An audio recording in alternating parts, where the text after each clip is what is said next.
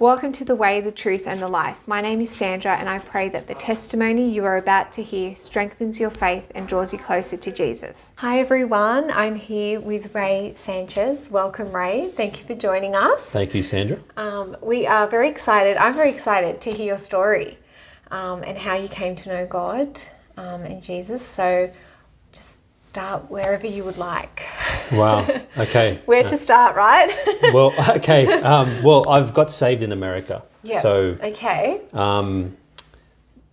Prior to all that, my life was like quite hectic, and my father passed away. I've been through a divorce. Had a business failure, and lost about close to 100,000. Wow. And I had to pay it back. And yeah, my life was like, by the end of it, I was living at my friend's apartment. Like he's a long-term friend, and I'm glad that he helped me out. But I was living there for close to a year until I get myself back out of it. In America? No, here in Australia. Here. Okay. And then I finally got to the point where I was like, okay, this is enough. Like what's the point? What's the point of this whole life thing?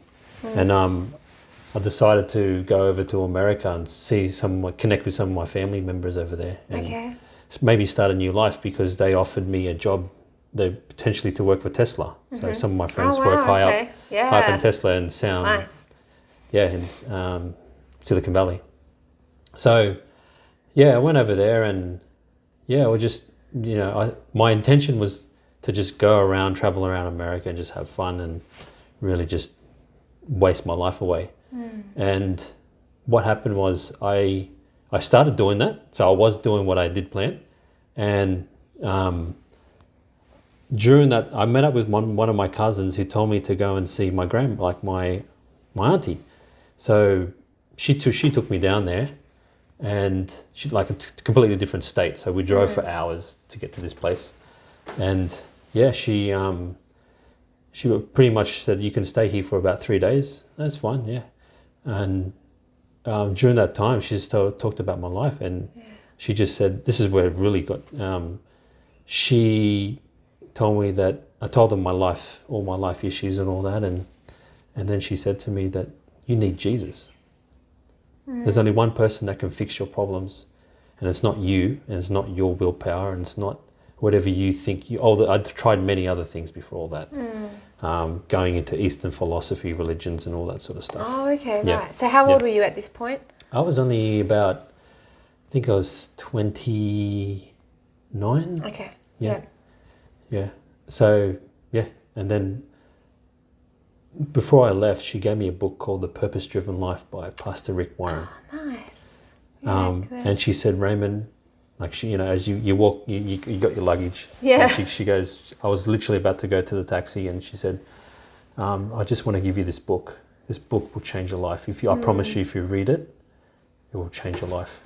And she said, promise me one thing, that when you go back to Australia, I want you to, if this book changes your life, I want you to go to your local church and be in a community.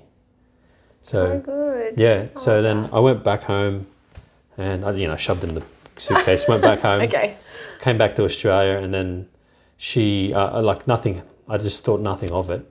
And then life started again, all the ups and downs of life. And I pulled out the book one night, and I couldn't stop reading it.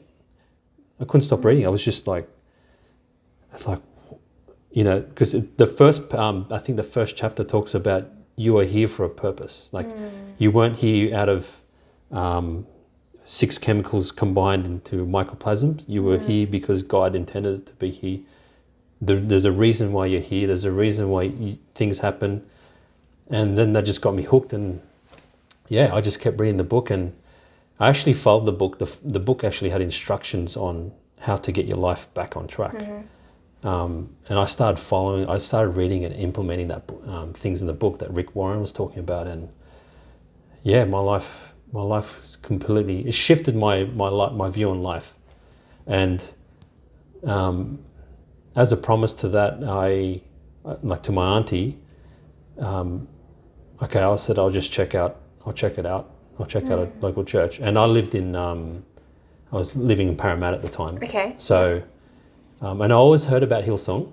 Hillsong always had a reputation. This was years ago, so I'm talking like probably 20 years ago, probably and it was always been renowned for people who were full-on Christians, like people who understand God, understand Jesus. They were not the quiet types; they were always the loud types, and hence why they're always being, there's always media on them and stuff like that. Yeah. And so I rocked up and I sat next to a lady at Hillsong. I just walked in through the concierge and I just bypassed everyone and went straight in. And I sat next to this lady and she had a similar life. She was sharing a bit of her life story as well. And she said she advised me to go and come to the night service. So I did. And then again, I was going to the bathroom and then I met another guy who spotted me, and he used to be an ex-nightclub owner. So and then he started sharing his bit of his life story, and I sort of related with him. I was like, wow. And he taught, like, that was like the turning point. Everything turned when he told me that he was from a world that I came from, like in the underground world sort of thing. And and he started inviting me and started making me feel like in part of the community. And Good. and ever since then I've been like, he's always trying to get me like during the first 6 months he was always trying to get me to be baptized and all that, and I said no, I'm not, I don't, well, for a start I don't think I'm ready. But the second part is, for me personally, I can't call myself a Christian unless you're willing to die for it. So I put in an analogy. It's like being in a bikie gang. You don't join those groups thinking you're going to get out. So you're there for life. Yeah. Otherwise, there's big prices to pay if you try to leave. So I see that as the same with joining being a Christian. You're in for life. Like whatever that cost is. Family, the worst case is your life. And so I took it very heavily to make that decision.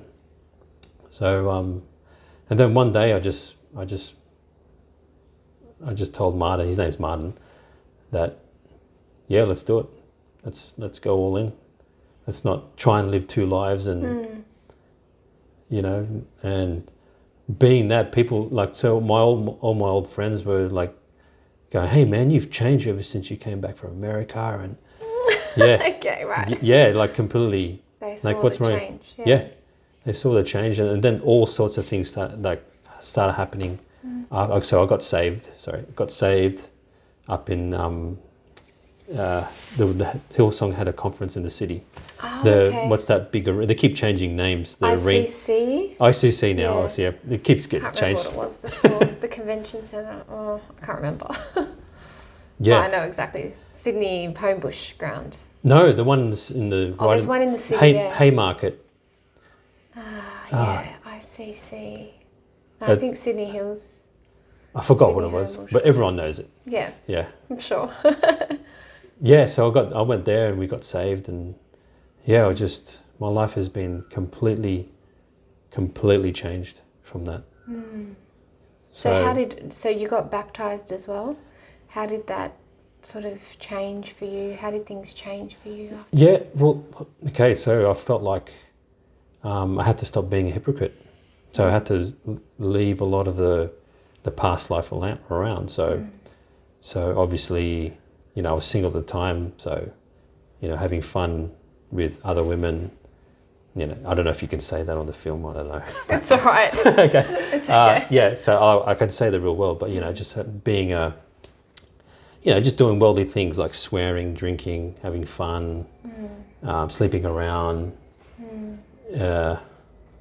just all that sort of stuff. And even ethics, my ethics changed big time. Because my ethics became driven off the Bible, not off the world, and or whatever my human nature was. So and as a byproduct of changing that, everything in my life changed. I found I had a sense of peace, and then I was working, I was going to work, and people said, you got this sense of peace about you. And I said, what changed? And I said, I just found Jesus. So good. Yeah. Like I really got to know him. And how can I put it? You don't have to worry about things. So you don't have to calculate and plan like into fine detail. Like, no, I still do that, but at the end of the day, like I have this like, well, if God doesn't will it, then it, you know. Yeah, So what, right. you know, it could all flop and burn to the ground and I don't care. But prior to that, like my old life, that would be like, who do I have to stomp on to make sure that doesn't happen? You know, it's like a completely different mindset, completely different. So good. So, yeah, now it's like I don't have that pressure to be that person to always like, you know, like that sort of revenge, or if someone does something to me, then I've got to do something back. You know, once you know Jesus, you don't play that game. Yeah. You know, you're not so true. You're not into that game. Like it's like, well, okay, you can be who you want to be, in terms of you do that. You know, I don't have to react the way I used to react. So the church gave me a way of conducting yourself, you know, presenting yourself as a Christian, because now that I got baptized, this is how I believe, you are to conform to a certain standard, and people in the world judge you based on that. So like if they see a Christian swearing, you know, going out drinking, sleeping with heaps of people, that will send a totally wrong message to a Christian, like to the world and a Christian. And I didn't want the Christian name to be tarnished. So that's why, you know, I read, and then after that I started reading other books about how to do all that and how to become like that. Your wife now, you met at college. Yes. Was it? Yes. So tell us about college. I met her at Connect Group. Connect Group. Okay, nice. Yeah. So did you go to college together? No, I didn't go to college. Oh, okay. No, I didn't. She was part of our Connect. Sure. Yeah, and then I ran into her in the gym. Like I go to Virgin Active. Okay. Yeah. Nice. So that's how we met. Awesome. And you have 2 little boys. Yep. Tell us a bit about, you know, how you're raising them in godly ways together with Evelina. Okay. Some healthy wisdom, godly wisdom for the parents out there maybe that might be listening. Yeah. Well, for a start, me and Eve, they say the best example I can be for my kids is to love your wife. So that's so good. That's one thing that I'm implementing. Me and Eve prayed together. Everything, like from meals, starting a meal, we pray. The kids see us praying together, like mum and dad. And then we pray as kids, so we teach them how to pray. So it's pretty funny. Like they're sitting at the table, and then, like, you know, when you're so hungry, sometimes you might forget. You might try a little bit, and you go, "Oops!" And the kids go, "Hey," you know, like you forgot to pray. So it's good that kids are starting to, like, they copy what parents are doing. And I think that's one thing that we're teaching. We're reading the Bible before they go to bed. We're obviously very careful what they watch on TV, because TV is just full of rubbish. Yeah. And so how do you control that part? Do you? Well, there's ABC Kids Radio. Okay. So you don't have the imagery, but also we have DVDs, and we watch, like, they're not even Christian kids cartoons. They're just nice cartoons, you know what I mean? Like, you know, like say Donald Duck, and, you know, they don't do anything stupid or anything like, you know, like some has inappropriate. Or other stuff will have like magic or wizards, and you know, you don't want to sort of teach them that sort of stuff. But Awesome. But Eve's more in control of that. I'm a bit more relaxed on that. So good. Awesome. Well, is there anything else maybe that you wanted to share with anyone? I mean, it sounds like definitely God did so much restoring there, and there was a point where you really had to be open and search it out for yourself. What would you say to people maybe that are going through something really hard, like, for example, a divorce, and they're struggling? What kind of words of hope would you say to them? Okay. My words of hope would be, I know this is quite a standard answer from all, like you probably hear it from pastors and people and church leaders, but That's okay. the biggest thing is pray. For me is praying to God. That's good. But really mean it, like when you, like a desperate pray, like I'm talking like you're on your knees, you pour everything out. Like, I don't know if, you don't have to answer this question, but if you ever been in a very desperate situation. Yes, I have, yeah. That sort of prayer where you're like, you really need God to come in and intervene. Yeah, that's good. And God does answer prayers. Yeah. Maybe not in your logical way of thinking timing, but, but he does in the scheme of things. If you look back in your life, 100%. You'll be able to see, God did intervene. Yeah, so good. And I think like your story is so inspiring, especially hearing like, that was it your grandma, your auntie? Auntie that gave you that book, that was probably like a seed that she planted that sprouted like, months later when you were back at home. It was in your suitcase, took it out, like, and that story of sort of self-discovery, Do you want to tell us just, quickly before we wrap it up in a snippet, sort of how you applied that book to your life, like what that looked like on a day-to-day basis, applying that book and finding your purpose? Yep. Okay. So I pretty much scrapped all my music lists from my iPod. So I was listening to from anything from, hardcore R&B, just bad lyrics, and I scrapped all that and I started implementing praying. I had a prayer journal. So a prayer journal was actually, and a gratitude list. So these things were, find the things that you're grateful for. And I chose 5 things that I was grateful for, and I'd done a journal and the book actually talks about, trying to connect with God. And the first book actually explains who God is, who is God and what's your purpose in life. And it starts to go through your purpose in life. Like it gets you to fill in. He asks you a question about, for example, you say, where do you see, what do you want to be in 10 years time? And that's great. Like, what are your giftings? And so it goes through a series of exercises that helps you find clarity in your life. Like it gives you like the Simon Sinek of find your why. Yes, okay, gotcha. Yeah, so it's like, what's your why? Why do you do what you do? Like why do I get up in the morning at 6 o'clock and I go and do what I do for 10-hour days and then come home? Like, why do you do that? What's the point of all that? Yeah, so good. Why have a house and a Mercedes? Like, what's the point? Like, some people have different cars. I'm just using examples, but like nothing against Mercedes. yeah.